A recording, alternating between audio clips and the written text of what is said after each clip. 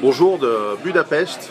Nous allons faire une petite vidéo avec mon ami Fred Delavieux, Mais oui, en direct de Budapest, où on a mangé un cochon entier. J'ai pas pu le finir. On l'a bouffé entier le cochon. Délicieux. Ouais, c'est un bon pays, c'est un chouette pays ici. Bon, Fred, qu'est-ce qu'on peut dire à nos amis qui nous regardent? Écoutez, que le repos gauche c'est bon, que le cochon c'est bon, qu'ils restent chez eux parce qu'on le garde pour nous. Les cochons aussi, on les garde pour nous. Voilà.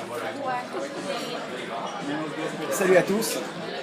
Salut Pierrot, puis content de te voir à Budapest. Alors oui, en fait, ça faisait pas mal de temps qu'on ne s'était pas vu physiquement.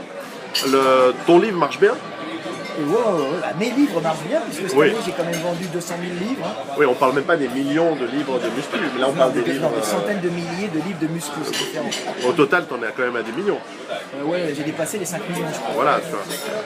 Bientôt 6 millions. Encore, ça va quand même. Et si j'en fais 200 000 par an, il faut quand même quelques années pour faire 1 million. Ouais, c'est très dur d'atteindre 6 millions. Mais j'ai une petite surprise pour dans 2 ans. Oui, non, mais et puis t'as ton nouveau livre qui va bientôt sortir. Alors, j'ai l'éveil des consciences qui continue à bien marcher. Je m'impose comme un des piliers de la philosophie moderne.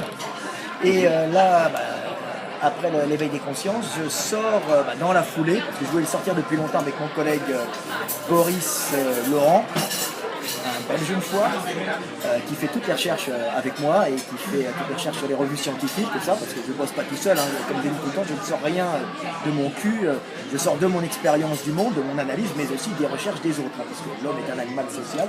On sort un livre qui s'appelle Sexe contre énergie et qui parle en fin de compte de l'évolution de l'espèce humaine et de cette curieuse, on va dire, association homme-femme basée sur le partage des tâches, de cet échange sexe contre énergie qui a permis à notre humanité d'être ce qu'elle est et puis d'envahir le monde. C'est clair, et la théorie, on peut appeler ça le théorème de Delavieux maintenant. Ouais, je ne suis pas le seul à le dire, maintenant tout le monde commence à le dire, les Américains étaient bons là-dessus. Donc moi je l'ai vulgarisé et puis j'ai fait pas mal de découvertes sur lui parce que comme j'étais pas dans un cadre assez coincé, genre c'était très bien, mais universitaire, je pouvais me lancer dans des théories sans qu'on me dise prouve-le. Mais c'était de la logique de base parce qu'en réalité je m'appuie sur les règles de la physique qu'on connaît. Ouais. Donc pas uniquement sur les calculs, c'est d'après ce qu'on trouve. Donc, quand tu calcules tout en énergie, tu comprends tout, et ça devient actuellement, on va dire, la compréhension du monde par les relations énergétiques, pure et dure, ça devient la nouvelle norme, et puis on s'aperçoit que tout fonctionne en échange énergétique entre les êtres, entre les organismes, qu'ils soient des organismes biologiques comme nous, ou des organismes culturels comme les États, les villages. De toute façon, c'est la même chose, ce sont des organismes qui ont comme but d'échanger de l'énergie, des fois d'en prendre sur les voisins, par la prédation, pour vivre et rester en vie, et puis croître et se multiplier. Et quand tu comprends ça, tu comprends toutes les relations économiques, relations humaines, mais aussi les relations entre hommes et femmes. C'est pour ça que je sors Sexe contre énergie, qui est un petit livre pour comprendre le monde et pour comprendre, quand vous êtes un homme, les femmes, et pour comprendre les hommes quand vous êtes une femme.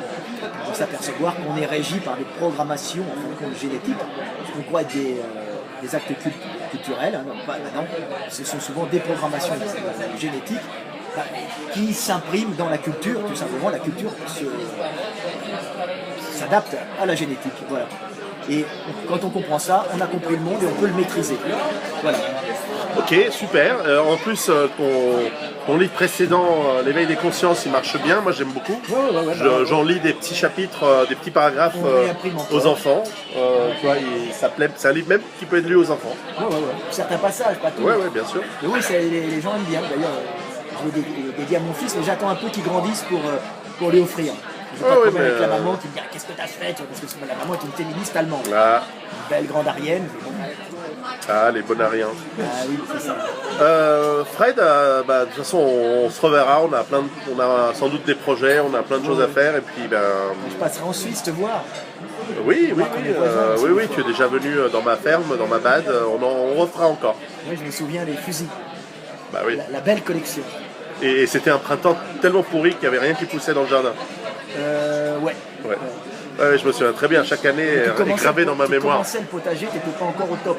Oui, mais j'en suis. Non, je suis pas encore au top, mais ça avance. Et le garde-manger était rempli.